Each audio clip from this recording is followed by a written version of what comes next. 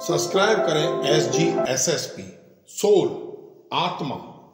आत्मा का निरूपण श्रीमद् भगवत गीता में किया गया है। आत्मा को शस्त्र से काटा नहीं जा सकता, अग्नि उसे जला नहीं सकती, जल उसे गीला नहीं कर सकता, वायु उसे सुखा नहीं सकती।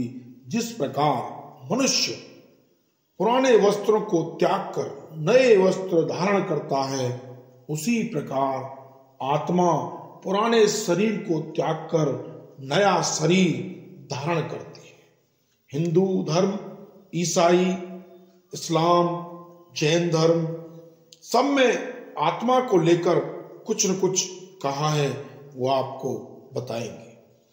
आत्मा भारतीय दर्शन के महत्वपूर्ण विचारों में से एक उपनिषदों के मूलभूत विषय वस्तु के रूप में है, जहां इससे अभिप्राय व्यक्ति में अंतर्निहित उस मूलभूत सत्य से है जो कि शाश्वत तत्व है, मृत्यु के पश्चात भी जिसका विनाश नहीं होता। आत्मा एक तेज पुंज है, शक्ति है, पावर है, जो जीव होता है।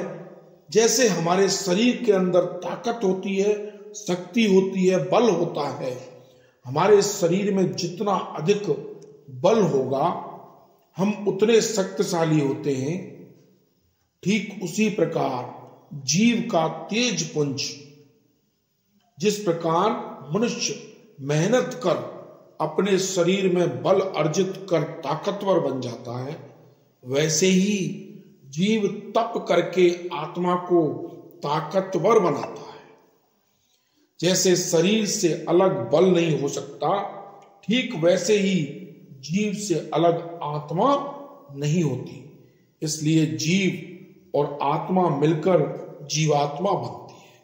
जीवात्मा कहते हैं, जीवात्मा परम ब्रह्म, जीवात्मा परम ब्रह्म, परम पिता परमेश्वर परमात्मा का अंश होती है, ओम का अंश होती है। इसलिए जब भी जीव अपने परम पिता का नाम लेता है तो जीवात्मा को परमात्मा का आभास होता है, ओम उच्चारण से भी होता है।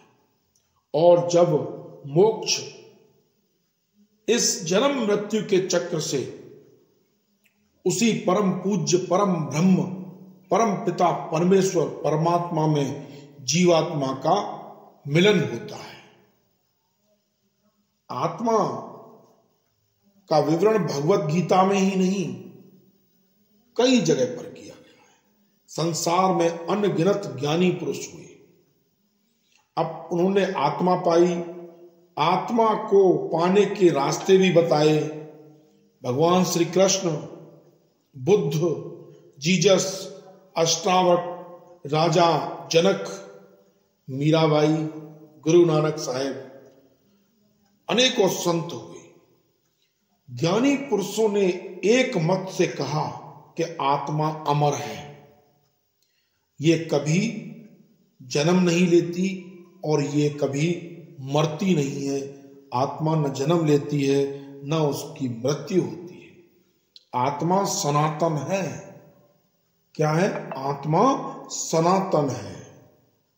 आत्मा एक ऊर्जा का रूप है जिसे आत्मज्ञान, परमात्मा ज्ञान के समय देखा जा सकता है। धार्मिक, दार्शनिक, पौराणिक परंपराओं में आत्मा एक जीवित प्राणी का निराकार सार है, जिसका कोई आकार नहीं, निराकार सार है।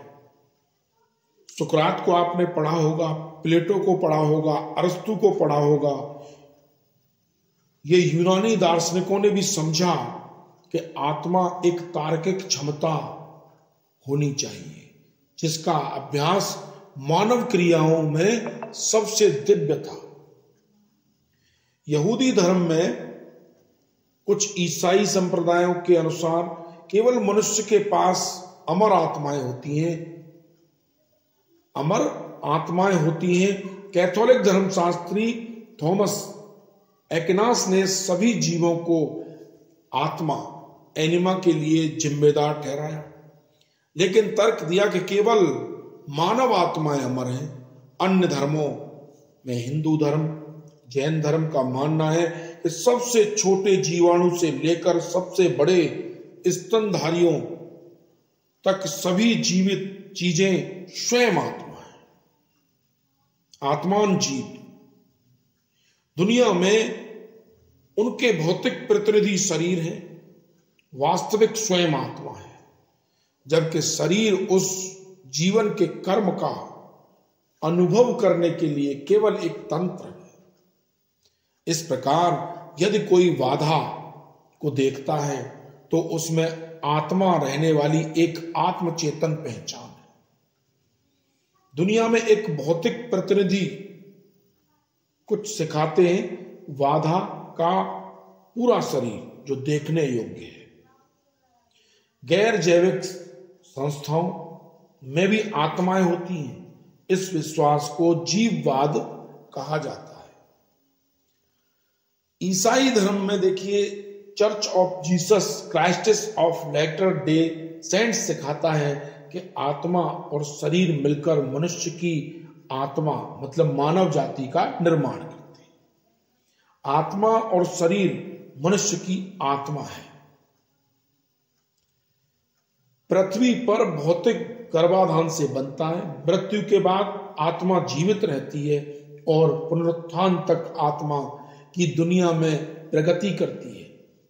जब यह शरीर के साथ फिर से जुड़ जाती है, जो एक बार इसे रखा गया था, तो शरीर और आत्मा के इस पुनर्मिलन के परिणाम स्वरूप एक पूर्ण आत्मा मिलती है जो अमर और शाश्वत है, आनंद की पूर्णता प्राप्त करने में सक्षम है।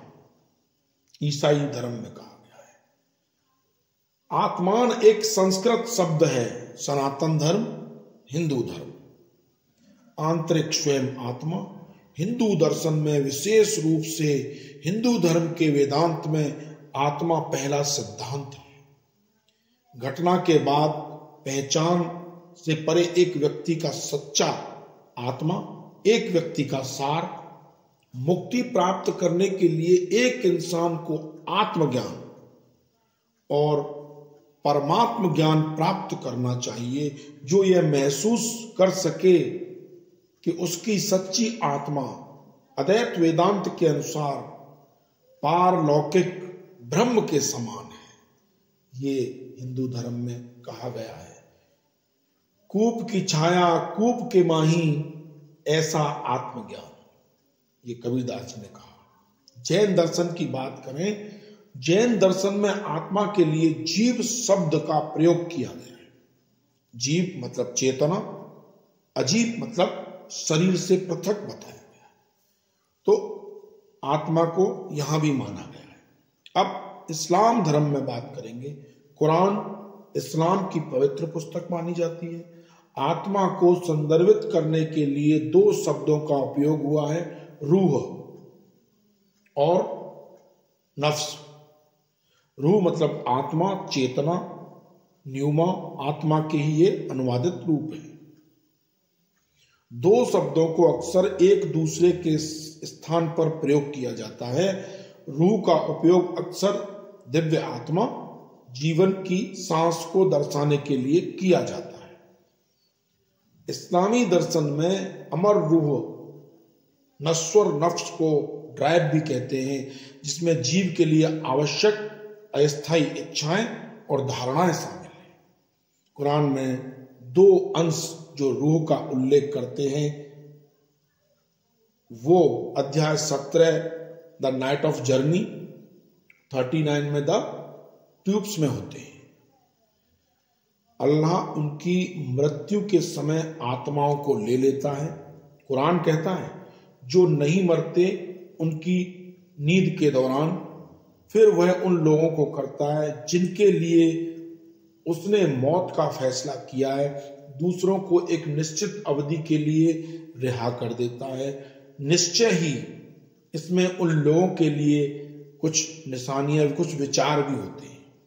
तो ये आत्मा की कहानी थी जो हमने आपको बताई कि आत्मा क्या है और आत्मा सभी धर्मों के अनुसार सभी धर्म इसको मानते हैं कि आत्मा है और आत्मा इस शरीर के अंदर प्रवेश करती है तो शरीर चलता है, लेकिन आत्मा न कभी जन्म लेती है न मरती है।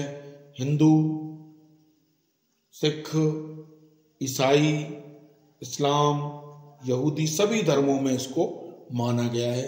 तो ये आत्मज्ञान सभी ब्रह्मांड के सभी आत्माओं तक पहुंचाइए, क्योंकि आत्मा का और इस शरीर का मिलन होता है तभी हम इस तरह की चीजों को आत्मसात कर पाते हैं, अनुभव कर पाते हैं, समझ पाते हैं। तो ये वीडियो सबको देखना चाहिए। सोल फिर आता हूं नई धार्मिक जानकारी के साथ। प्रेम से बोलिए सीताराम।